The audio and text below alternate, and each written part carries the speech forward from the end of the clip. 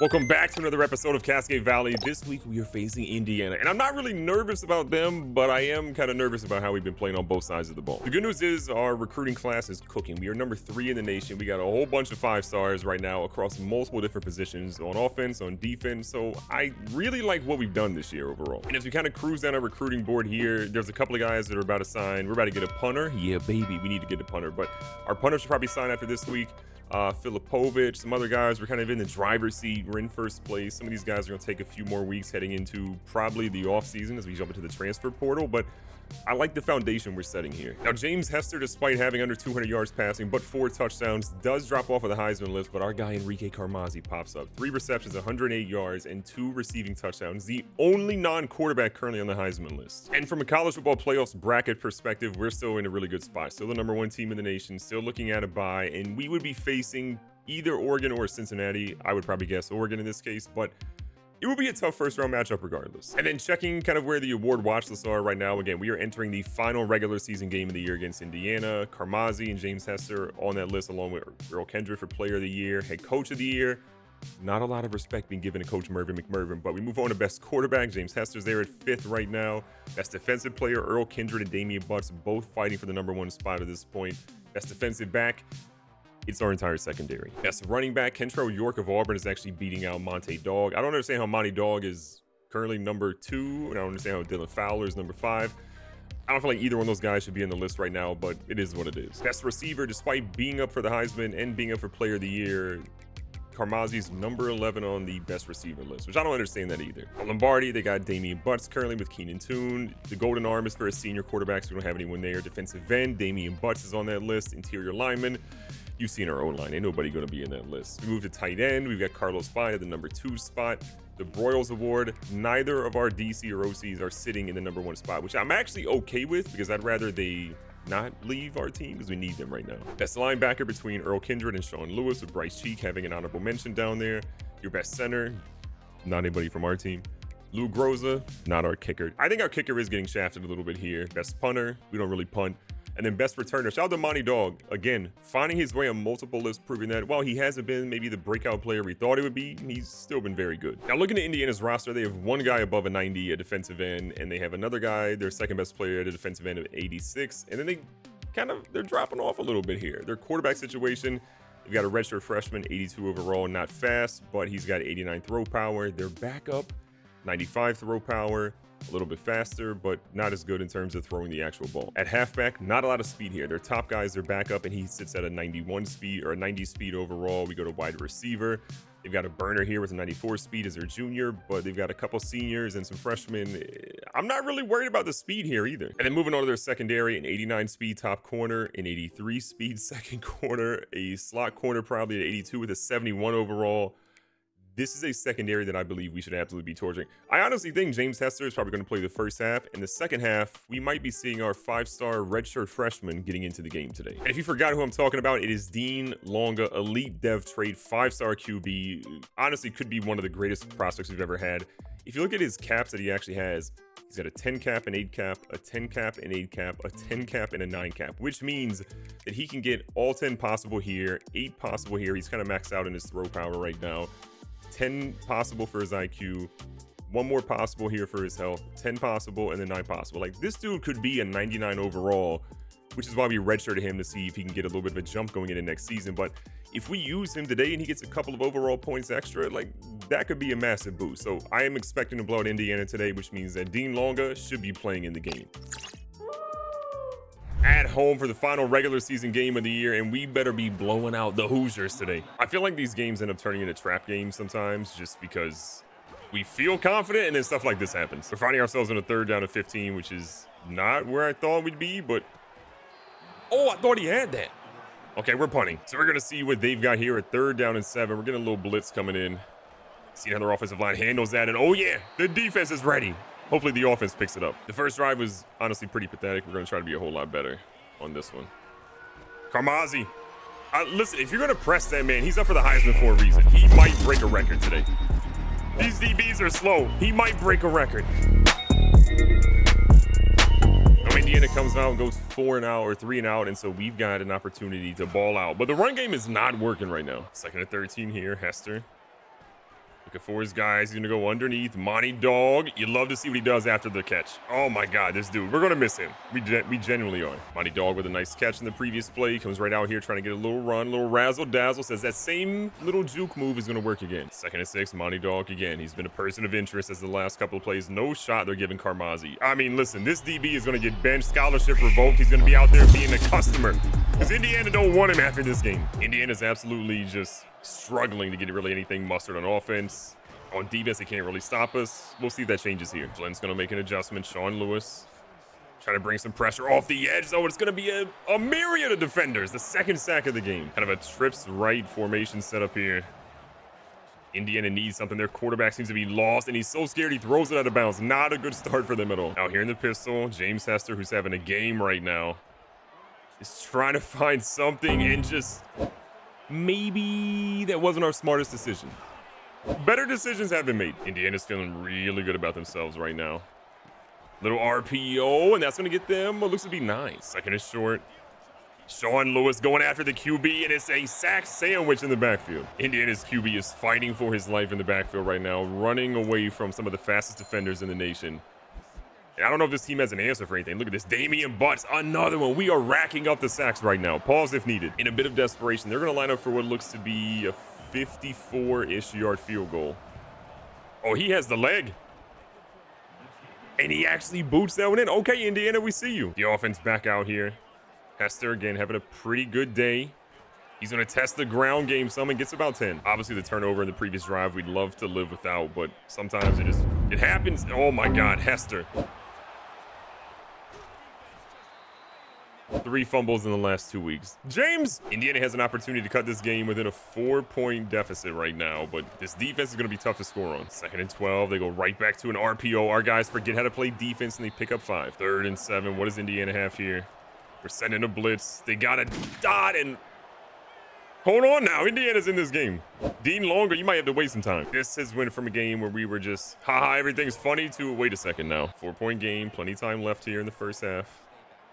I mean, when in doubt, Carmazzi is just cooking defenders right now, down about the 31-yard line. Speaking of getting cooked, James Hester's having a lot of wear and tear. Doesn't have the throw on the run. He's kind of slowed down on some of his running ability right now. It is not an easy game for the young man. And look at Dylan Fowler in the open field. Got him reaching for air. Under the 4-minute mark now here in the first half. Time is winding down. We want to make sure we get a nice little emphatic touchdown as Dylan Fowler leads us with an 8-yard run. Weirdly enough, that's one of the first good runs that he's had the entire game. Kevin Reyna in the game. No sign of Monte Dog. Still running. Hester throws one, and I don't understand what happened. Little spicy setup here. 3rd and short. Fowler finds the room, and then some. He's down to maybe almost the 5. Monty Dogs took a couple of plays off, but he's back in right now. We're going right here to him. Nice pull block by our left guard, and we're going to get in the end zone with Monty Dog. The lead is starting to extend. Let's get another touchdown before half, and then maybe it's Dean Longa time. We pick up here with Indiana, having a 3rd and 8. This is kind of critical for them. 2-minute warning, almost there. They got a couple of guys they could go after, and Sean Lewis is having none of it. 2-minute warning coming up. For the 2-minute warning here, Indiana's going to go ahead and punt to Monty Dog, who is deep down the field. A massive booming punt. Dog trying to find some room here. Needs to get by one defender, and they drag him down to 34. James Hester's had a pretty good game. Again, the interception is probably a ball that maybe he shouldn't have thrown, but our main goal is that he walks out of here healthy. Oh, my God. Carmazzi. We tried to tell you before the game. They ain't got the answers. Wait, they have no speed. Indiana continues to struggle. We're looking at potentially seeing the man, the myth, the legend, Dean Longa. If that was picked, but you could probably call this effectively the last drive for James Hester on what feels like just a cupcake team right now. I mean, Hester has been cooking, and Quisenberry may have a concussion. 3rd down, 10 yards to go. Hester. Oh, no. Yeah. All right, James Hester, you know what? That was maybe not your fault. Maybe that was the fault of someone controlling you, but that's all we wrote for him in the first half. So now if you're Indiana, you got to feel pretty good. Oh, my God. We had the pick, and our guys ran into each other. 2nd and 4. They float one.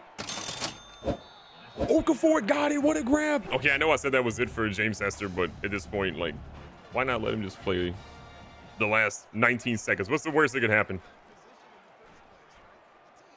YOLO. Quisenberry. It makes sense. It's probably good that we're not playing Hester in the second half because I think his arm might fall off. This man has thrown more go balls than I think he ever has. Oh, we had Kieran wide open. Okay, 7 seconds left. How many more throws can a man have? Kieran down the sideline. I feel like we never see this man in Kieran. Hester is done. Second half. It's Dean Longa time, baby. The very first time we're ever going to see Dean Longa for Cascade Valley. Let's see what the dude's got. Remember, we have a righty now, so we kind of have to flip everything that we're used to running left. Longa's kind of a bigger quarterback. He doesn't really have the speed. He's got 80 speed versus, 85 that we're used to seeing from James Hester. But the dude can absolutely sling it. Deep accuracy is not his strength, though. And ultimately, the reason that we saw James Hester start this year versus Dean Longa starting as a true freshman is because of that deep accuracy. If he had better deep accuracy, he would have been the starter. But now, he's got a touchdown to Carmazzi. Who else would have got it? 3rd and 21 for Indiana. They're down 42-10. And they go with a halfback screen, which I'm going to be honest, kind of caught me off guard a little bit, but not enough. Punt the football. Longa comes out in his first drive, throws a touchdown. Everybody seems pretty excited. Then he kind of gets lit up a little bit. I'm really excited to see who wins the QB job next year. It depends on who is the best offseason, in my opinion. Like, it could be Hester or Longa. And I guess the crazy thing is we actually have Manny Burwell coming in, who could also be the starter. So, like, we have a zillion different people that I feel like could be the starting quarterback next year. Oh, no, he got hit as he threw it. He was so wide open, too. Longa's got this team back down here. We haven't scored yet, so it's been a little bit as we're here in the 4th quarter now. Carlos fine. That's ball's underthrown. Longa's got to work on that. Well, 2nd and 10 action. Ooh, Longa's going to fumble. He's been watching a little bit too much James Hester tape. That's not a good look either. Jabari Okafor ends up getting an interception for the defense. And so we come back with the rock. And we're just trying to get a little bit of something going right now because we've been stagnant, honestly, for a minute with Longa. And I got to be honest, that does scare me a little bit because Longa is supposed to be potentially the QB of the future, but him kind of not being able to get some touchdowns there scares me. 2nd down, 10 yards to go. Longa, again, just going to check down Charlie. We'll take a yard. 3rd and 9. We got to make something happen here. Longa sees another guy out there. Who else but Carmazzi? We're going to walk out of here with a 49-10 game. Not a 50 burger against Indiana, but they are who we thought they were. Not an opponent worth our time. We'll be seeing them. And Enrique Carmazzi had 5 touchdowns on 6 grabs for 263 yards. You could say some records were broken today. Recapping the stats, Hester 7 of 15, 342 and 4 touchdowns with 2 interceptions. Longa, not a terrible, honestly, debut for the rookie. On the ground, Fowler 9 for 45. Monty Dog gets a touchdown as well.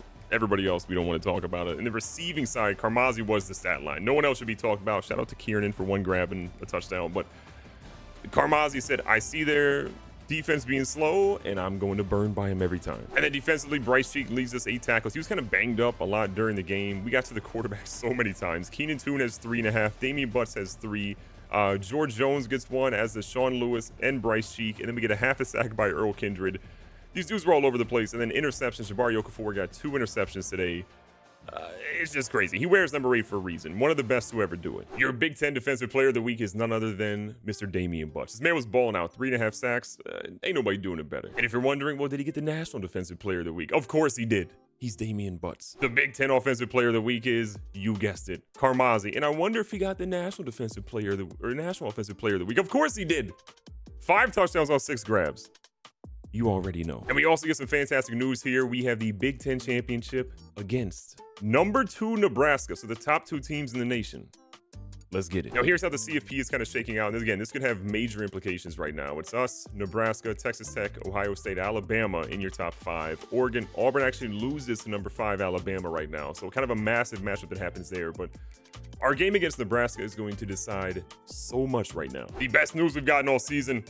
We have a punter.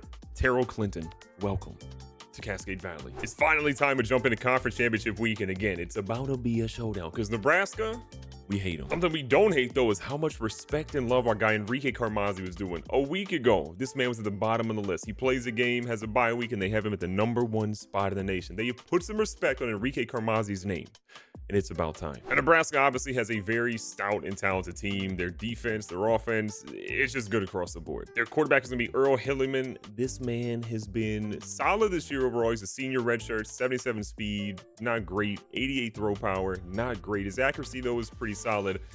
The guy behind him, though, Dylan McSorley, I'm surprised isn't their starter. This man has 94 throw power. He's pretty similar in terms of the speed category. but 94 short accuracy versus 86, 93 medium versus 87, and 81 versus 82 deep accuracy. His throw on the run is not as great, but neither one of these dudes should be out there running the ball a ton. Throwing the pressure is way higher for the senior, and we get that, but if you're protecting your QB, this guy could have been him. At running back, Vernon Wooden, 90 overall with 90 speed. A couple of guys behind him are all matched up at 91 speed as well. We moved to their wide receiver room, 89 speed, but their other two guys, 96, 92. Really good catch and catching traffic, I think, across the board. They've got some guys. Their secondary, they've got Locombo, 87 overall with 89 speed. So again, if he's matched up on Carmazzi, we're taking advantage of that all day long. Demania, Tercero, again, solid. 4 guys above an 80 overall is always going to be a problem. They're really good in man coverage. We check if their zone coverage actually is. They're decent there as well, too. So they're not really going to have a deficiency in any way. But if we see George Kazzy lined up, this dude's 93 zone coverage, but terrible in man. We could exploit that. They're starting free safeties in 83 overall with decent speed. They're starting strong safeties in 84 overall with terrible speed. But the guy behind him is an absolute burner. So there's some areas we can maybe attack today, but this is going to be a very good team across the board. It's not going to be an easy game. Here we go with Cascade Valley coming out of the tunnel in Lucas Oil Stadium. We want the Big Ten Championship trophy. We've been claiming it a couple of years. We would like to have it every single season we're out there. Coach McMervin is in pursuit of a national title, but he also wants the Big Ten Championship to go along with it. Because if you win today, you got to buy in the first round of the CFP. That just makes it that much easier to get to the national title. Cascade Valley's picking up James Hester, who should be completely fresh after sitting out the entire second half of last week's game and getting a bye week, actually, I guess, in before that. But Longa got his time. Fowler, what are we doing? We love ourselves some Dylan Fowler, but he's out for this play because you can't just be out here fumbling like that, buddy. We ain't going to stand for it. What we are going to stand for is Bobby Whiteheart going down the sideline. Is anyone going to be there? There's one defender, gets him in a prompt post tackle when he's down the 34. Out here in the pistol, Fowler, who's may or may not have been cussed out by Coach McMervin on the sideline, gets a chance to carry again, and it's looking like the Fowler from earlier this season. We had kind of a little bit of a renaissance for Dylan Fowler. He had 2 games or so where he was running like crazy, but we haven't really seen the rushing attack be effective this year at all. So Hester finds himself on a 3rd and 11, probably out of field goal range here. A couple of yards would do wonders right now, and he's going to just throw that one away. Coach McMervin is going to bring out Vitek. He's got an opportunity here to drill one. This is going to be unbelievably close. It hits the crossbar and goes in. That's our kicker. We get our first look at the Nebraska offense right now. 10-2 on the season. They're going to send a man in motion. A little bit of a misdirection here. Their quarterback fighting for his life checks one down, and their running back makes some moves until he gets little by Sean Lewis. Our guys see a little bit of a read option. We are not prepared for this one. We have not seen a mobile quarterback in a minute, but what a hit on the edge. Nebraska's really bringing a different approach to an offense that we haven't seen this season. Sean Lewis, though, in the backfield with some company, and Earl Kindred and him bring him down. 2nd and 11. QB's going to send his running back in motion. We're going to try and get a blitz in. They get him out to the edge. Wes Potts cannot force a fumble, though. Defense has got to lock in here. 3rd and 8. We're looking for Nebraska to try something short. Oh, they torch over the top. We were in cover 2, and he split down the middle.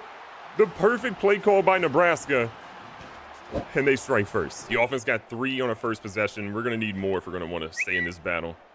Nice little pass here. Monty Dog down the sideline. Picks up what looks to be about 20. Hester's really going to have a complete game. The previous game, we were obviously just slinging it down the sidelines, and that was good for what it was, but this has to be a full-on attack. Nebraska kind of in a really weird defensive setup here, kind of overloading one side, and Fowler can't really go anywhere. Trying to get to the edge here. Fowler has got a chance. Great spin move to pick up some extra yards here and fight for his bread. Interesting setup here right now as we're looking at their defense. Nebraska single high safety. We're going with the play action. We want to go with the deep pass, but that is not what we have to settle for. We go underneath. Hester's been solid so far. 3 for 4 in the afternoon.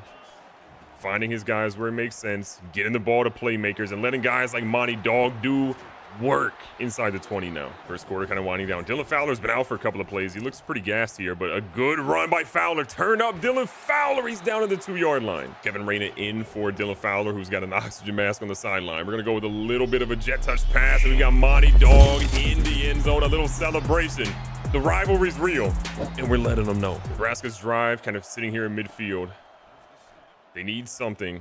They go for a nice check down play, and it's a good wrap-up tackle, but they have the first because of it. Nebraska goes to I form, trying to get to the edge. We got a couple of guys there to stop their running back and make sure he doesn't get positive gain. Back to I form again for Nebraska. Maybe they're flipping the play here. We're going to go with another stop on the edge where they gain a yard. This is a major down for Nebraska. We're trying to make sure that we can keep their offense off the field.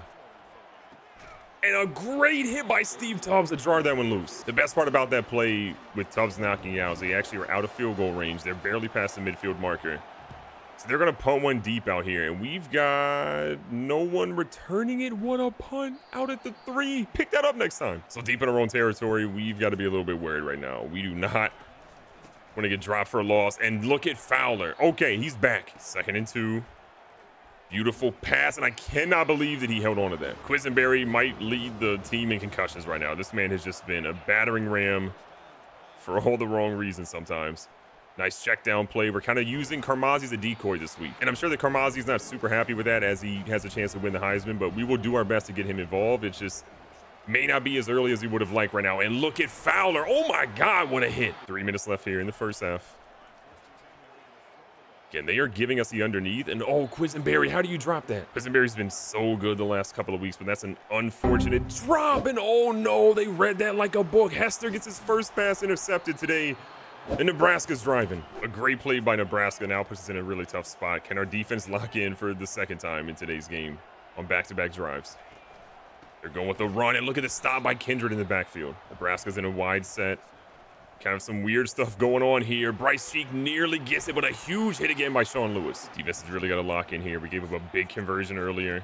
Can we stop him here? They go with the check down, and I can't believe we fell for it. Under 2 minutes now, Nebraska feeling pretty good. Their quarterback, though, narrowly escapes death on that hit. Hilleman isn't putting up crazy numbers, but does have a touchdown. He's only throwing about 2 incompletions. And he's got about 100 yards now after that pass. Clock keeps ticking, under 1:30 now. Hilleman is feeling unbelievably controlled. The check down plays have been all over, and they're finding success. Nebraska's chewing the clock. They're feeling pretty good. They know they can go out here and maybe get a tie, but look at this. Bryce Cheek has other plans. Can he get a block? Sean Lewis gets a block. Bryce Cheek is going to bring that one down to the 29, and what a play by the CVU defense. CVU's got limited time right now, 34 seconds in a dream. Can we get points back on the board? That's the question we got to figure out. And a beautiful pass. Monty Dog drops it. What is going on? Some of our most reliable receivers have been dropping major passes in this game, and it has become a detriment to us. The 3-point lead is great, but we would love to add more onto it going into the 2nd half. This ball, oh my God, the DB turned around. Eyes in the back of his head. You can argue that maybe we've wasted a little bit of time here and should have been trying to do something else. But Kiernan down the sideline. Kiernan is going to get it. Steve Kiernan. Back-to-back weeks with a big touchdown. An unreal way to close out that first half. Nebraska now, though, is looking to make something maybe happen for themselves here.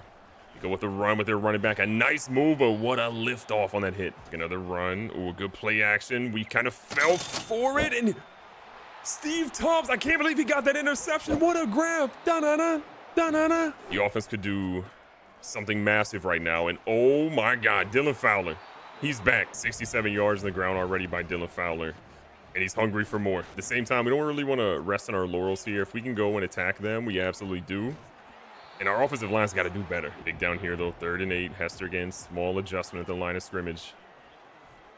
His tight end is cruising. Carlos Fine has been a dangerous weapon. He came through the transfer portal, and he has been a game changer ever since. Hester here and Shoddy with Monty Dog. He's going to keep it. You don't see this very often. It's James Hester up the middle. A little wrinkle out here for Cascade Valley to extend the lead. Nebraska kind of struggles to do anything really in offense again. Our defense steps up. And we're back out here trying to make some plays. We have the ball inside the red zone again. A double-digit lead here in the 4th quarter. Our goal is to really just put this game away any which way we can. But Nebraska's D-line is stepping up. And in situations like this, we typically would shy away from the pass. But if they're going to make, you know, the underneath kind of tough to have and the run to tough, we'll pass. Now, kick it from this side of the hash mark is not easy. We're going to line up here to see what our kicker can do. Vitek has been so good this year. He should have got some love for kicker of the year, in my opinion, but this dude is reliable as they come. It's a 3rd and 10 right now for Nebraska from the 40-yard line. Their QB, again, has had some great moments, but he's also had some bad ones. He's trying to pick it up on the ground here, and a big hit by Steve Tubbs. A little dangerous here. We are going to press cover.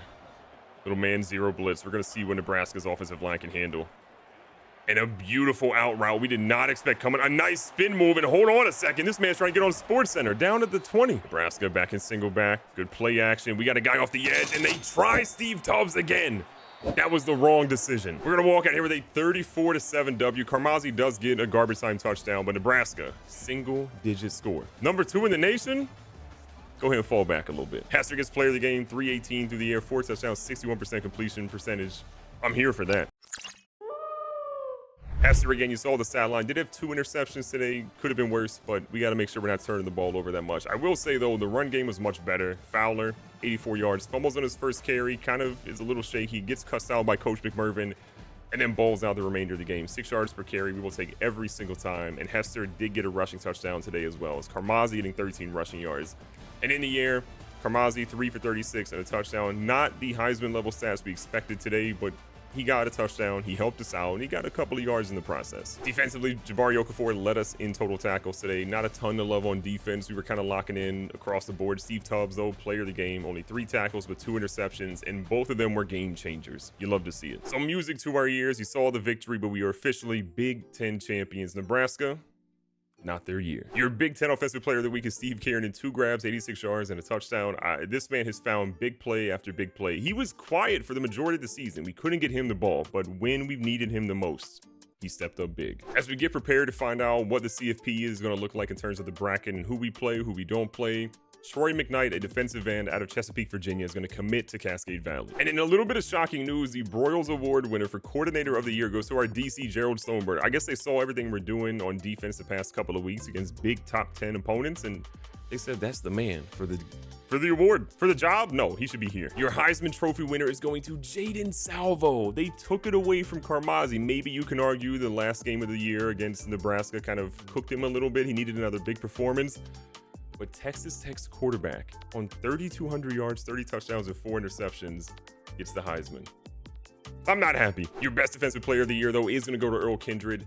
52 total tackles, 23 for loss, 10 sacks, had a couple of interceptions as well. This dude's stat line was crazy. He was a stat sheet stuffer. Damian Butts is your best defensive end of the year. A name like Butts being the best defensive end, it just feels like it was meant to be. Somehow, Monty Dog on 65 carries and 200 yards with 2 touchdowns is your best running back. I know he had a bunch of receiving yards, but this just feels like an award that he did not deserve. The awards keep on coming because best tight end. You know we love a big tight end over here in Cascade Valley. Carlos Fine, he transferred in and you see why.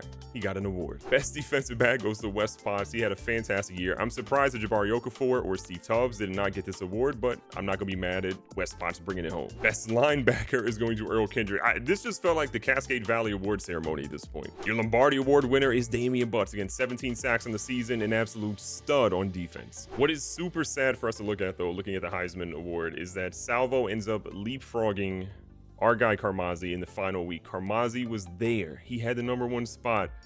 3 for 36, 13 rushing yards, and a touchdown was not enough to keep him in the #1 spot. Salvo jumps him, and if we see Texas Tech in the playoffs, we're destroying him. Now, from an All-American award list, I am happy to see that Enrique Carmazzi does get wide receiver #2, despite being #2 in the Heisman, but we do get at least one guy on the first team. And then on defense, Jabari Okafor and Steve Tubbs, both there. But the guy that won Best Defensive Back of the Year is not on first team All-American, which feels weird. Second team All-American, the guy that won the Heisman, is the starting #2 team quarterback, the #1 quarterback. Sometimes this stuff doesn't make any sense at all. And we really have one person on the second team All-American. Interesting. From a freshman All-American standpoint, James Hester does get a little bit of love, which is great to see. He had a pretty good year, in my opinion. Turnovers a little bit higher than we wanted to, but he was the only guy in our team to make the freshman All-American. In terms of the Big Ten first team, we're going to see Carmazzi is going to get the nod at wide receiver. And then on defense, it's going to be Okafor, Forbes, and Tubbs getting that nod as well. We go to second team. Not a lot of love here, really. We are having not a single person second team for the Big Ten. But the freshman team does have James Hester. And that might actually be it. Not a lot of love for the #1 team in the nation. Now, we do look at the early National Signing Day, and oh my God. We've obviously have a bit of a logjam at QB with Hester having a really good year, getting some accolades, with Dean Longa, seeing him in one game so far. He looked pretty good, in my opinion, with an elite depth trait. And then we have Manny Burwell, who we're bringing in this upcoming offseason with an elite dev trait. The 5-star gem might be competing for the #1 spot as well. It's a good time to be a Cascade Valley player. We've got a couple of guys we can go through here. We've got a star dev trait from Grant Sneed at strong safety, an elite dev trait from Donald Ostergaard, the wide receiver we're bringing in with 98 speed, 93 acceleration. Him and Carmazzi, we're losing Kieran obviously this year, but those two on the opposite sides are going to be unbelievably deadly. Edmonds is an elite dev trait too at a 4-star gem. We're going to have Carmada, a middle linebacker, at a star dev trait. Koski is going to be an impact at outside linebacker. Another impact here at left tackle with Burns, the 5-star. We have Trent Watford at corner. There's going to be a star dev trait. Another star dev trait here for Siaki Homer, who's the free safety. We're going to have Cam O'Daniel, a corner. Oh my God, another elite dev trait here at corner. This has been the best draft or recruiting class we've ever had. Normal for a right end, normal for another athlete here. A star dev trait for Juan Morrison, a power rusher. Tolver is going to be the power back. He's got an impact dev. Yeast, the wide receiver with great speed, is going to be an impact dev. Clinton's going to be normal. We're going to find that. The rest of the guys we're kind of figuring out a little bit. Paxton, who we missed out on, is going to actually be an impact dev trait. But we've also got McKnight, who apparently signed this week, a power rusher. We're super excited about that one. We are in a really good spot with what we have. But the biggest issue is going to be elite dev trait, 2 different quarterbacks that are 5 stars. I don't know who wins the QB job next year, but it's going to be a battle. And the news we've been waiting for is who we play in the Orange Bowl starting off the CFP, and it's going to be NC State. We should have a bye, which means we're playing in the quarterfinals, and NC State will be our matchup. So here's a look at how the bracket shaped out so far. Ohio State beats Tulsa. NC State beats Auburn in a bit of an upset there. Cincinnati beats Oregon in a massive upset, in my opinion. Tulane is going to beat Nebraska in another massive upset here. Ohio State is going to be playing Jacksonville State. NC State will be playing us. Cincy will be playing Alabama. And Tulane will be playing Texas Tech. We are in an interesting situation where we potentially could be matched up against Texas Tech in the championship if we can make it that far. We have never made it that far. The furthest we ever made it was the semifinal, but we have never made it to the national championship. Can this be the season the Cascade Valley does the impossible and wins a national title? Coach McMervin's ready. The question is, are his players? Be safe, be smart, tell somebody you love them. Catch you guys on the next one.